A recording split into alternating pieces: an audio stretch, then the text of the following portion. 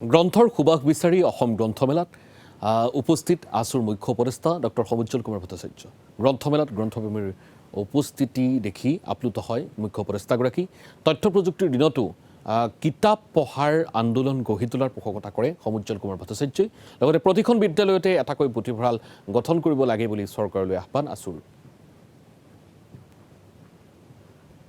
যিখিনি বিষয়ৰ আমাৰ প্ৰয়োজনীয় কিতাপ কেইখনমান ল'লোঁ আৰু কেইখনমান আমি বিচাৰি আছোঁ, সেইকেইখনো ল'ম। আৰু গ্ৰন্থমেলালৈ আমি প্ৰতি বছৰে আহোঁৱেই আৰু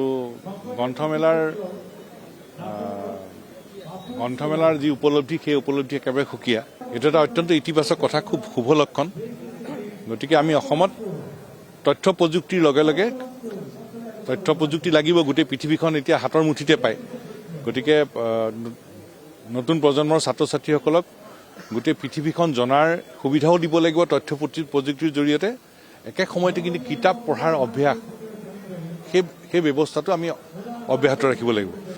এই বিজ্ঞান প্ৰযুক্তিৰ যুগত কিতাপ পঢ়াৰ আন্দোলন এইটো অব্যাহত ৰখাটো অত্যন্ত প্ৰয়োজন। মই ভাবোঁ যে কিতাপ পঢ়াৰ অভ্যাস কৰাৰ এটা আন্দোলন, বিজ্ঞান প্ৰযুক্তিৰ লগে লগে কিতাপ পঢ়াৰ অভ্যাস কৰা আন্দোলন, এই কথাটো অব্যাহত ৰখাটো অত্যন্ত প্ৰয়োজন। আৰু সেইবাবে আমি ক'ব খোজোঁ যে অসম জাতীয় বিদ্যালয় নুনমাটিত তেওঁলোকৰ পুথিভঁৰাল আছে আৰু পুথিভঁৰালটো তেওঁলোকৰ ৰুটিনৰ এটা